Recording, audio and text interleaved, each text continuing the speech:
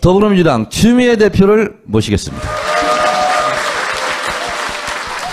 새누리당이 요새 헌재 판결에 승복하라고 네. 굉장히 공세적으로 나오잖아요. 승복하실 거예요? 잠깐만요. 그건 제가 물어보고 싶은 질문이에요.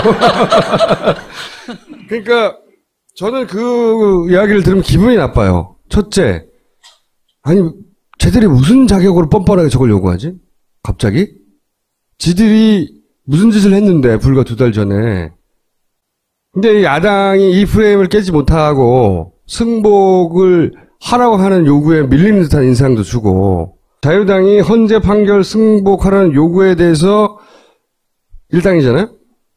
그리고 요새 지지율 막 48.5. 네.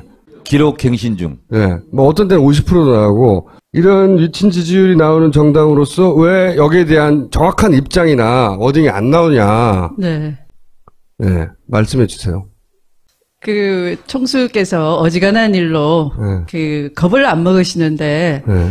저를 불러서 확인해야 될 만큼 염려되시고 겁먹고 계시나요, 지금? 겁이 난다기보다는 저는 저걸 어떻게 분쇄하지? 저들의 의도를? 이거죠. 굉장히 불안한 상태예요. 불안한,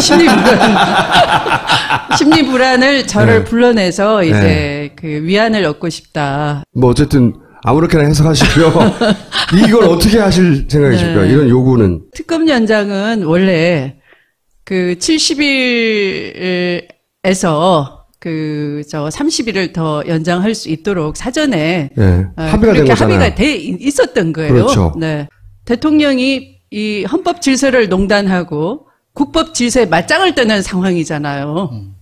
이거 이상의 국가 비상사태가 있습니까? 아무런 비상사태가 없는데도 이 지난 국회는 정의화 국회의장이 비상사태임을 이유로 네. 테러방지법을 네. 직권상정을 시켰어요. 어머, 그럼 직권상정 되는 거예요, 이번에는? 이거 뭐를 겁내시는지 저는 도대체 아니, 총수께서. 근데 그럼 새누리당이 또 필리버스터 합니까? 근데 이게 실력이 안 될걸? 정세균 의장이 원래 직권상정에 대해서 네. 매우 엄격한 양반이잖아요. 아니, 우리도 분위기를 만들어 드려야지. 그래서 총수가 불러낸 거 아닙니까, 맞아요. 저를? 그, 두 가지가 핵심인데요. 그 특검법 수정 법안에 대해서는, 특검 수사를 하다 보니, 지난번 이 파파이스에 많이 얘기를 하셨잖아요. 뭐, ODA 사업, 네. 해외 원조 사업에 그 돈을 막 빼먹고, 네. 네. 뭐, 미얀마. 2조 5천억? 네. 뭐, 그리고. 지속 가능한 빨대. 네, 지속 가능한 빨대. 특검의 수사는 아직 그 부분은 입구를 들어가질 못했어요. 맞아요. 네. 다른 재벌들도 아예 네. 건들지도 못했잖아요. 네, 그래서 박근혜 최순실 게이트를 수사하다가 이 관련 사건을 인지한 경우 이렇게 돼 있단 말이죠. 네. 그리고 또 들으면 끔찍한 사건들 있잖아요. 그것이 알고 싶다에 나온 오촌이요? 오촌 아. 그 살해 사건들. 그것도 관련이라는 그 문자 두 글자만 없애버리면 이 수사를 해야 되는 사건인 것이죠. 인지 사건이니까. 네, 네. 그런 거 보면은 특검이 아니고서는 수사할 방법이 없겠다. 특검 연장 법안, 네. 직권상정 이런 거 논의하러 우상호 대표가 갔다. 구두로 이 사당이 합의를 했다. 그게 네. 헌재 결론에 승복을 하기로 네. 이런 거예요. 실체가 그러니까 뭡니까, 실체가? 우리 쪽에서는 당연히 헌재 대통령 탄핵 그 소추안 지금 심리하고 있는 건 인용이 될 거니까 여러분들 승복하세요. 라고 돼 있는 것이죠. 저는 정우택은 정우택의 생각대로 기각을 네, 예상하고 네. 우상호 대표는 또 우상호 대표도 인용될 거니까 네. 그럼 우리 같이 승복하자 네, 이랬다는 거 아닙니까? 네. 저는 그런 것보다는 이게 나을 것 같아. 어디다 대고 지금 승복 얘기해? 석고대지할 사람들이 말이야. 어디 고개 들고 그런 얘기해? 고개 숙이고 가만히 있어. 말도 하지 말고. 제 말이 그거예요. 프레임을, 어떤 기획을 가지고 자기네 프레임을 펼칠 때 야당이 그 프레임 안에서 놀아줄 게 아니라 꺼져! 그래야 된다는 거죠. 그런데 이런 스타일의 원내대표는 협상을 잘 못해와요. 협상 없어! 꺼져! 국민이 무섭지도 않아! 농구라는 게 겨우 이런 거예요. 이 사안만큼 시종일관 국민의 그 지지율이 변함이 없는 건 신통하게 일찍이 없었어요. 없었어요. 그리고 이렇게까지 네. 단일 이슈에 대해서 8대1의 비율로 의견이 갈리는 정치 이슈가 없어요. 그러니까 무슨 얘기냐면 그 10%가 점점 확대가 되려면 하나씩 아웃되면 된다 이 계산이에요. 그렇죠. 그쪽은 네, 그렇죠. 네. 지연시키는 거죠. 그래서. 그 농구밖에 없는 거예요. 지연시키는 거. 3월 13일이 지나기를 고사 지내고, 네. 또 그 다음에 또 한 명이 아파서 나 더 이상 머리 아파 못하겠다 이런 기죽기를 또 기다리고. 근데 네. 그것만으로는 너무 지나치게 적극적이에요. 그러니까 네. 그거는 그렇게 되길 바라는 거잖아요. 새누리당이 언제 기도하는 집단이던가요? 기획해서 만들어내는 집단이지? 뭔가 야로가 있는 것 같아. 네.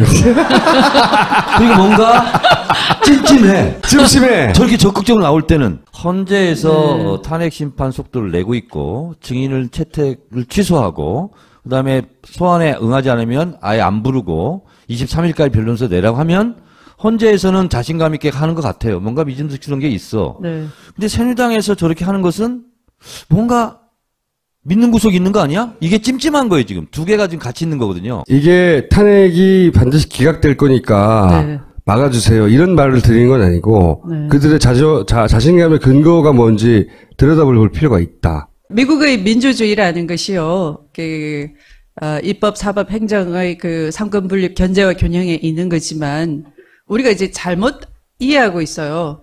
균형에만 우리는 초점을 맞추는 거예요. 근데 견제라는 건 피 터지는 싸움인 거예요. 이른바 루즈벨트 시대의 많은 개혁 입법을 그 시대의 보수적인 대법원, 연방 대법원 판사들이 그 위헌이라고 하고 또 그 루즈벨트 대통령은 또 거기에 더 뛰어넘어서 또 다른 개혁 입법을 던지고 또 그 구성원까지도 바꾸고 개혁 법관으로 이렇게 해서 그 치열한 투쟁의 산물이 오늘날 미국의 민주주의이듯이 어젠가 오늘인가 행정법원에서 박근혜와 최순실 사이에 대통령이 대포폰으로 거의 하루에 한 3번 정도씩. 서로 긴밀한 상의했다라고 이런 추리가 가는 상태 아닙니까? 그러니까 최근까지의 상황만 보더라도 어느 모로 보나 이건 국정농단의 심각성을. 그러니까 저는 걱정이 이건 거죠. 법리적으로 지금 계속 이제 이거는 법리적으로 명백한 거라고 판사 출신이다 보니까 더더군다 얼마나 잘 알겠어요. 그러니까 우리로서는 말도 안 되는 거지만 저들은 아직도 권력의 기재들이 남아있다는 거죠. 그러니까 예를 들어서 이 JTBC 태블릿 PC 보도 관련해서 방통시민의 심의위원회에서 이상한 또 징계를 한다든가. 예를 들면 네. 이런 게 나오면 봐라 처음부터 잘못됐다 라고 할 수 있는 이들은 아직까지 권력의 도구를 가지고 있다. 왜냐면 이건 죽느냐 무죄냐예요. 중간은 없어요. 이거는 재심도 안 해. 이 재판은 띵 따로 띵 하면 사형 선고 되는 거고요. 아니면 무죄가 되는 거예요. 그럼 무죄가 됐을 때 얘네들이 얼마나 활개치겠어요. 막 목소리를 높이면서 길거리에 나와서 싸워봐야 승복 하나잖아. 승복 안 할 방법이 또 있어요? 법적으로? 법적 절차는 그게 끝인데?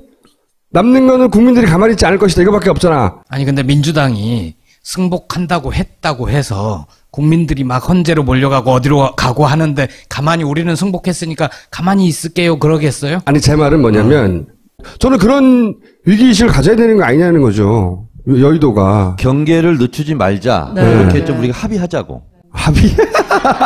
서약서 가져와! 더불어민주당의 사전에는